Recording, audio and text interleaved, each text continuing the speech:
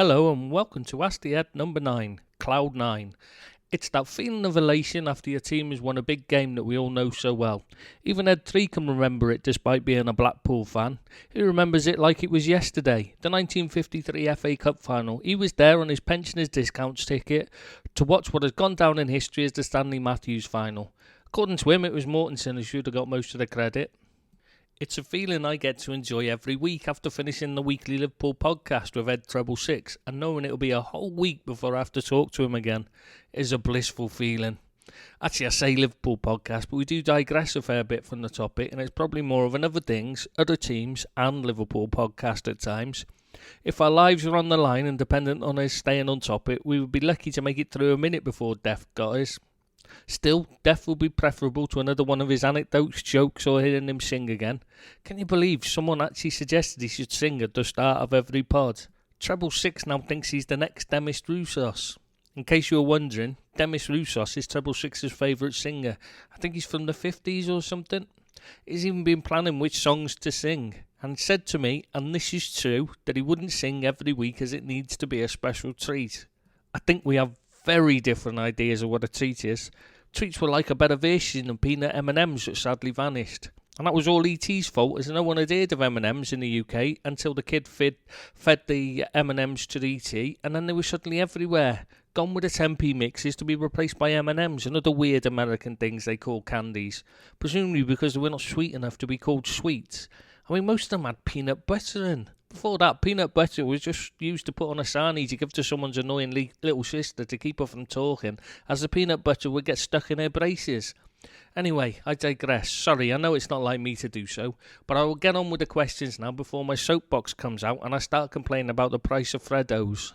The first question is from Corkred89 on the Liverpool site, who asks, "Hi Ed, not 100% Liverpool related, but is there a reason why there are so many poor corners and free kicks that are crosses into the box taken at the highest level? A lot don't beat the first man." Well, I think a lot of the problem, and this is just my opinion, there's no definite answer really to this, is down to them playing on such billiard table pitches all the time with regard to corners. When they're taking corners in training, the training pitches are usually on good flat ground with plenty of space around them. Then they get into a stadium, suddenly they're running up a slope, they have little room to get themselves set, their footing is off and it becomes an issue. In the past, players were used to uneven ground when kicking as pitches were a mess. Now they are suddenly thrown into something they're not used to. It affects their mind as they step up, as well as being a genuine physical problem. Added to that, the modern set piece is much more precise than it used to be. It is not just about hitting it into a dangerous area for players to attack. Now it's played into specific areas with an attempt to put just the right amount of whip, for example, or pace on the ball. It's not just about hitting a good ball, it is trying to put in the perfect ball, and that makes it much more difficult and less likely to happen. Sam Allardyce wouldn't like it, as he liked to play the percentages, and you are lowering the percentage chance of success down considerably. Now on to a question from Doc SK from the Man United site. "Hi Ed1, I've read your views on Greenwood and Twanzebe.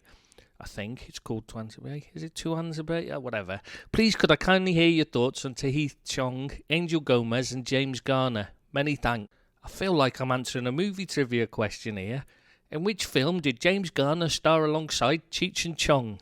If only Cheech's real name was Angel Gomez.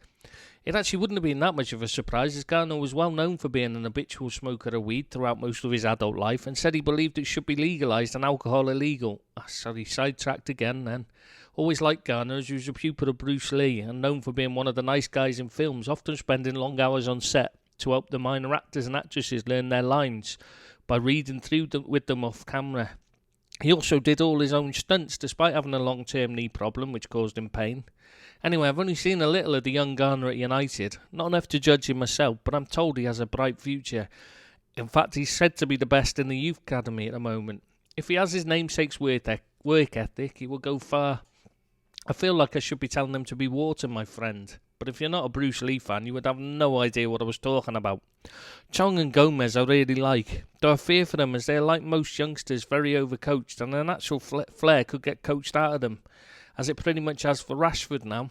It can improve them if they go down the lines of Sterling, but usually it makes their play robotic and predictable. Those two are excellent prospects who need to be told to keep playing their way and just work on improving their technique and spotting runs, etc. The only thing holding them back now from being ready for regular first team action is the physical side of things. They need to be gradually introduced so that their body can grow into adulthood without suffering too many setbacks. An Arsenal site question from JGunner93 is, Evening Ed, wanted some insight into Bury's situation. I'm from Doncaster, so I've always followed the Rovers from being 5. My question is, if they fold, what happens to their place in the league and the games they're supposed to be involved in? Appreciate all the insight you give us and thanks in advance for a reply. Well, first off, apologies for being so far behind. You probably know most of the answer by now. Secondly, you have my heartfelt sympathy for being from Donny. As for Bury, they have literally just removed them from League One and the division will run with one less team for the season when they will relegate one less team than normal to return the numbers to normal at the end of the season. Bury are currently taking the EFL to court in an attempt to get back into the league, but for some reason the aim is to return them to League 2. I don't understand why they're doing that. Don't know why they can't just reinstate them back into League 1 and start as and take the thing from normal then. The whole thing is ridiculous. The money is there, but owners are causing problems. It's time the EFL did more to oversee how clubs are run and ensure they are working within their means. Right, now on to a question from the boxing site, and it is Roro1892 who asks, Hi Ed, if you're having a fantasy dinner, who would be your 3 guests? Well, as you've probably guessed from a previous answer, I'm a huge Bruce Lee fan, so he would be 100% first on the guest list. Second one, well, that would be Nikola Tesla, the greatest mind of his time, and he didn't need to lift ideas from his job at a patent office like Einstein, or simply buy ideas to patent for himself like Edison. He was a genuine genius who gave away all his ideas for free, only for people like Marconi to patent them and take the credit and make a fortune off them.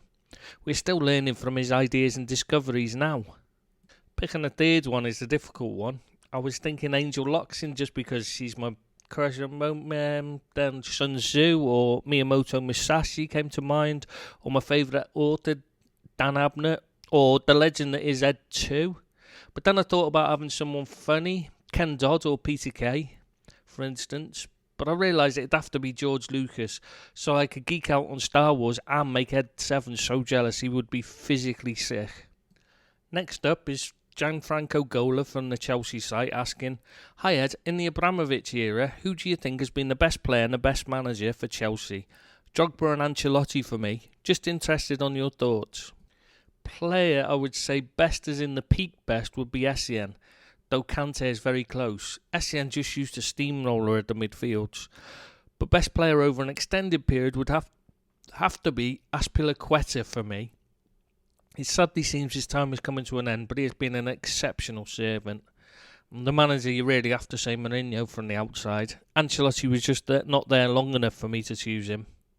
The next one is Tedster from the Everton site, but I'm not sure if he means for an article or to discuss on a podcast.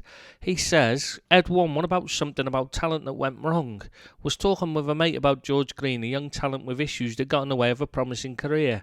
There are many other player examples you could use. Thanks. If you could let me know if you mean for an article or not, Tedster, that would be helpful. Thanks, mate. So now it's to the Liverpool site, and a question from Silver Ed, whose question is, Ed, I'm having a bit of trouble. Who is that bloke who used to manage Huddersfield? Klopp's best man, wears glasses. Cheers, mate. Well, you'd have to be pretty thick not to get that one straight away. It is obviously David Wagner. It would take a complete pair of idiots to forget his name while recording a podcast, wouldn't it? Thankfully, we are professional here, and even if we did forget, we would just go back and edit his name in afterwards, wouldn't we? Ed and Spur from the Spurs site asks, why did no team try to sign Hakim Ziyech? I'm sure I read somewhere over the summer he only had a 25 million release clause, and in today's market that seems quite the bargain. For starters, any release clause would not apply to everyone if it even existed. Ajax certainly did not need the money in the summer, so we're not really looking to sell him. However, the main reason is the player himself. Ziyech is known for being consistently inconsistent. The only thing you can rely on with him is that he will be inconsistent. Even from moment to moment, he can do a wonderful piece of skill and then trip over his own feet a second later. But mainly his attitude, it's known to be a problem and it has scared a lot of interest away. Thor's Hammer off the West Ham site is next with the question, does the FA have any plans to show explanations of VAR decisions to supporters in stadia? The retaken penalty at London Stadium had most of us scratching our heads. Well, they're supposed to do so already, to put up the video the VAR used to make the decision so that the crowd knows what is happening, with like a caption to show you what they're looking at. I'm not sure why they didn't do that for you. Maybe just teething problems. Hopefully they will at least sort that particular issue this season, even if they don't figure out how to use VAR properly. And now the main man, Roger Ed from the Nottingham Forest site, is back. Evening, Ed. Quick question. Why are fossilised clamshells found on Everest? Well, the most widely accepted theory even is that it was once the sea floor before the Earth's tectonic plates crashed together and it was forced upwards into the mountain we know today. But Ed33 tells me that this is nonsense, and in between adjusting his tinfoil hat, he explained to me that the planet was once inhabited by an alien race that placed them there as a big joke and to throw people off the scent about how the Earth was really created. Stoner from the Arsenal site asks, "Morning, mate. Do you know if any players ever been a poster on this site? I mean, any top league player?" I don't know of any that have actually posted, though I do know a few, and agents that have read them. I've had messages to have some points clarified in the past.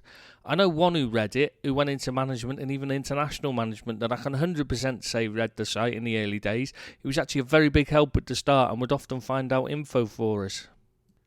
Southern Monkey off the Man United site asks, "Tris, if I was 18 again and being paid 100k a week, I'd be dead by 16 purely through hedonism. Would you know and be interested in explaining what clubs do to help the kids deal with this, the fame, etc., please? I can make logical guesses, but I'm interested to know if there's a good process in place to deal with matters like this." I'm not actually sure how much it varies from club to club. I know academies have to have what I suppose they'd be called lecturers in various disciplines, such as a financial advisor who gives them classes on how to handle the money and is there on hand if they need him or her on how to deal with the money. And this is not just aimed at those that make it, as they still need to understand how to deal with their finances if they're only making, say, £200 a week instead of £20,000 a week. There are classes on using social media, what to say, how to deal with the abuse, etc. Though most tend to farm out their social media to companies these days. The big problem is the fame. There's not a lot they can do to help kids deal with it, other than trying to keep their feet on the ground, but that is almost impossible. Any young kid showing promise, there's so many people in his ear telling them he is great, agents, etc., whispering promises of riches, that they do struggle to keep their feet on the ground. A lot of the clubs do make matters worse by pandering to them, as they are afraid of losing them to rival clubs as well. It is a problem that will never truly be solved, as there is no real answer to it. Aston Villa site poster Scott Cafu asks, "Should we have the 39th Premier League game abroad like the NFL do over here?" No, it's a terrible idea, just like it is in those other sports which only think about money and not about what is best for the sport. Going to see your team play a league game at home should be something to aspire to, or it loses value. Do you want your product to be a Bentley, a Ferrari or similar, which everyone dreams of, or do you want to give it to everyone on the cheap, a Kia or some similar which no one dreams of owning? To a degree it's different in those American sports because there is no rivals to them, so they can go and just worry about making as much money as possible and creaming it all in. But the Premier League, for instance, has got La Liga and Serie A to compete with, so it has to keep itself up there as the aspirational league. Otherwise, it runs the risk of losing its lustre. Liverpool poster Heisen MSS asks, "Apart from South Korea, Japan and maybe China, do you think there's a chance for us Asians to see any Asian players to play in top European leagues? Any exceptional talents that you know of coming from this region?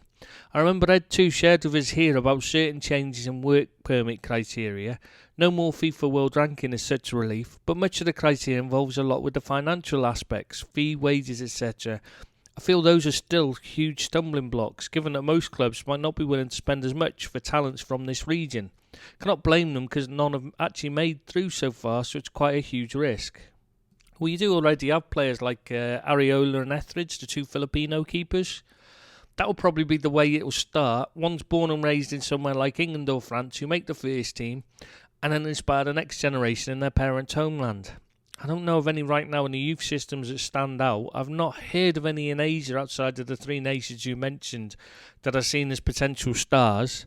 But things like the ISL is a big step forward, and a competitive home league is something that needs to happen if a country is going to produce players of a high enough standard. Till you can see players play at a high level regularly against each other, it is difficult to judge their ability. It will happen in time. It's just a matter of time because there's lots of these big clubs setting up academies. And while they're setting up these academies in places like India purely as money-making schemes, they will have a knock-on effect and produce better players just out of sheer volume of them going through it. And the final question from this edition is from Southern Monkey again, who is obviously a fan of my wonderful pronunciations and names, as I always manage to speak the names like a native. Unfortunately, a native of some country that has never even heard of the language I'm trying to speak, but still, it's a native.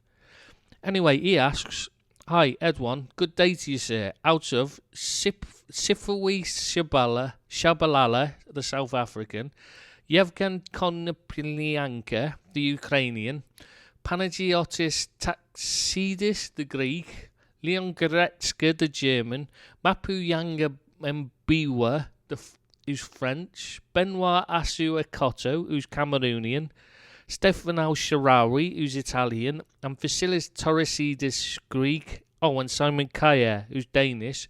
Which is your favourite player and why?" Well, it was a much better day before you hit me with that bunch of names to mangle. And no, I didn't spend a week practising them before recording this podcast. It was 6 days, which you can probably tell. Well, it's certainly not Kjaer. For years, while Agger was with Liverpool, we've been linked to him every transfer window, despite him being hopeless. I'm going to go for the easiest to say one of them, and as I have to say it again, which is obviously Panagiotis Taxidis. Yeah, he's my favourite one because he's the easiest to say. So there we have it, the end of another Ask the Ed, and you're probably on cloud 9 right now thinking, thank God that's over. Don't worry though, before you get too excited, there will be more Ask the Ed, so keep those questions coming in. Well, maybe not you, Southern Monkey, but the rest of you, keep them coming and take care. Oh, and one last thing. I hear there have been reports in Bootle of the dead rising and zombies shambling round the cemetery. Well, I can lay your fears to rest. They weren't dead or zombies, they were just very elderly. It was me ma and 2 of her sisters researching their family tree in Bootle Cemetery. The dead are not walking the earth, just the very old.